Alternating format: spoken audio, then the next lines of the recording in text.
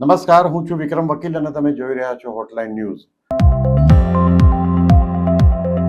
Surat textile માર્કેટમાં જેની office છે એવી એક વ્યક્તિએ પોલીસ ફરિયાદ આપી છે કે એમને માર્કેટના પ્રમુખ રાજેન્દ્ર ઓરડિયા અને કમિટીના બીજા સભ્યો જેમનું નામ છે ગોવિંદ નારંગ, પમનાની અને હરબંતસિંહ સામે ફરિયાદ દાખલ કરી કે આ લોકોએ એમને મારી નાખવાની કોશિશ કરી હતી, સળગાવી નાખીને. હવે આ જે ફરિયાદ કરનાર છે એનું બેકગ્રાઉન્ડ આપણે જોઈએ.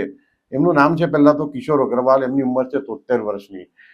ઘણા વર્ષો પહેલા એમણે એક નૂરી મીડિયા નામનું એક ફ્રોડ મીડિયા હાઉસ બનાવ્યું હતું અને એમાં ઘણા બધા લોકોના કરોડો રૂપિયા ડૂબી ગયા હતા. એને કારણે એમને 2 વર્ષની જેલ પણ થઈ હતી. ત્યાર પછી આ કિશોર અગ્રવાલને બીજો એક એમની ઓળખ એ છે કે ગુજરાત હાઈકોર્ટમાં એમણે પોતાના શરીર પર જ્વલનશીલ પદાર્થ નાખીને જજ સુધી ધસી ગયા હતા. ત્યારે પણ એમની ધરપકડ કરવામાં આવી હતી.